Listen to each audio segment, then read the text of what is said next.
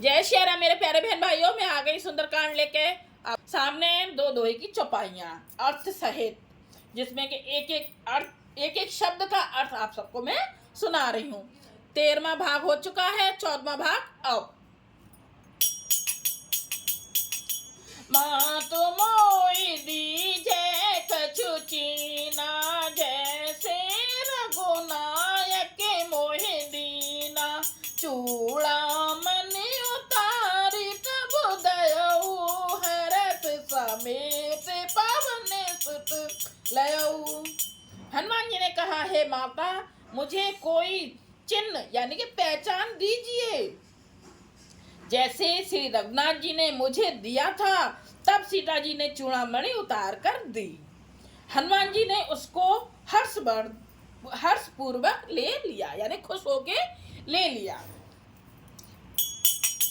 कहे उतारते ऐसे मोरे प्रणामा, सब प्रकार प्रभु पूरन कामा। दीन दयाल बिरुद संभारी, हरऊ नाथ मम संकट भारी। जानकी जी ने कहा, हे तात, मेरा प्रणाम निवेदन करना और इस प्रकार कहना है, हे प्रभु, यद्यपि आप सब प्रकार से पूर्ण काम है, यानी कि आपको किसी प्रकार की कामना नहीं है, तथापि दीनों यानी कि दुखियों पर दया करना आपका विरध है और मैं दीन हूँ।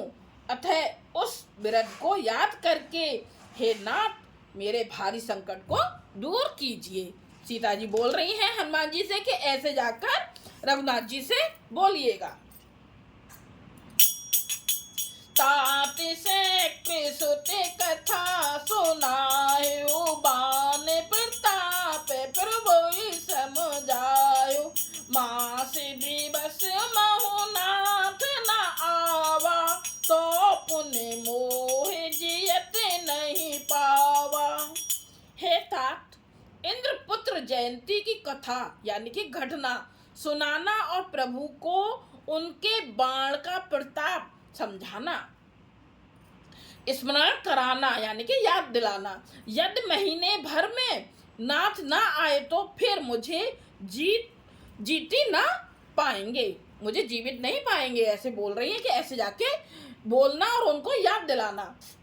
कौ कपि के विधि राखो प्राणा, तुम हुतात कहते अब जाना। तो ही देख शीतल बई छाती, पुण्य मोह सोई दिन सो राती। हे हनुमान, कहो मैं किस प्रकार प्राण रखूं। हे तात, तुम भी अब जाने को कह रहे हो। तुमको देखकर छाती ठंडी हुई थी, मतलब अब तुम भी जाने के लिए कह रहे हो। मैं तुम्हें देखकर मेरी छाती ठंडी यानी बहुत तसल्ली हुई थी। फिर मुझे वही दिन और वही रात देखना पड़ेगा। जनक सुतई समुझाई कर, बहु विधि धीरज दीन। चरण कमल सिरुनाई, कपि गवन राम पहि कीन।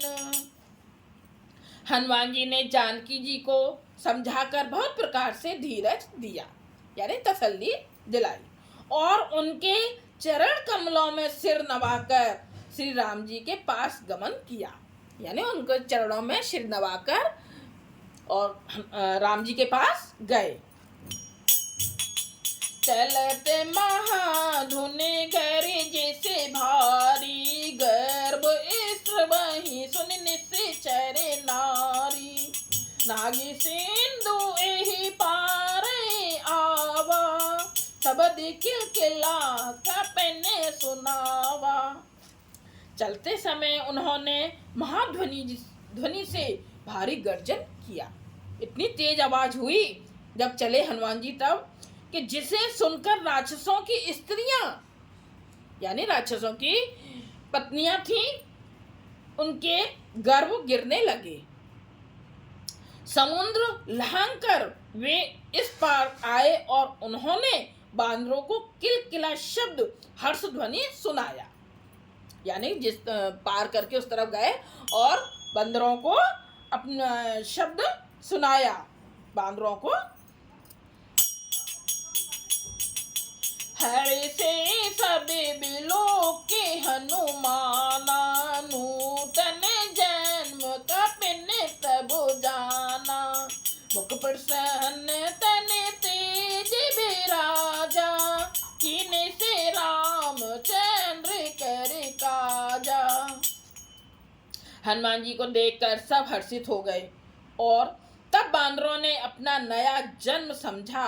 हनुमान जी का मुख प्रसन्न है और शरीर में तेज विराजमान है, जिससे उन्होंने समझ लिया कि ये श्री रामचंद्र जी का कार्य कर आए हैं।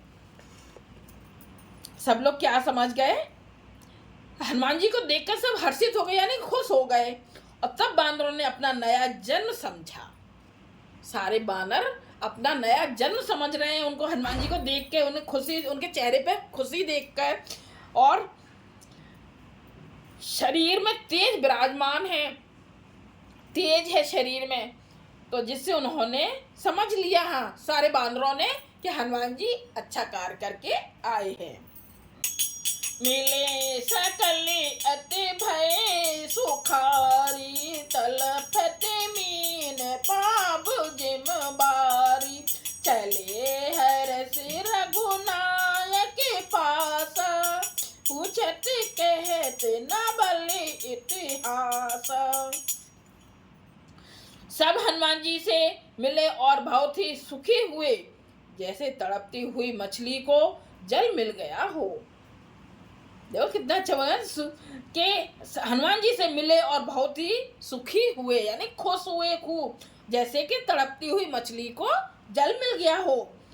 सब हर्षित होकर नए नए इतिहास वृत्तांत पूछते कहते हुए श्री रघुनाथ जी के पास चले। तब मधुबन भीतर सब आए, अंगद सम्मत मधु फल खाए। रखवारे जब बरजन लागे, मुष्ट प्रहार हनत सब भागे। तब सब लोग मधुवन के भीतर आए और अंगद की संपत्ति से सबने मधुर फल या मधु और फल खाए। जब रखवाले बरजने लगे तब घूंसों की मार मारते ही सब रखवाले भाग छूटे। जाई पुकारे ते सब बने उजारे, जुबराज सुने सुग्रीव हर्ष कपि कर आए प्रभु काज। उन सबने जाकर पुकारा कि युवराज अंगद वन उजाड़ रहे हैं। यह सुनकर सुग्रीव हर्षित हुए कि बानर प्रभु का कार्य कर आए हैं। जय सिया राम। हमारा हुआ ये 14वां भाग। सुनिए और लाइक कीजिए, कमेंट्स कीजिए और सब्सक्राइब कीजिए, और श्री रामचंद्र जी की कृपा पाइए। आप सब लोग, श्री रामचंद्र जी आप सब पर बहुत कृपा करें। जय सिया राम।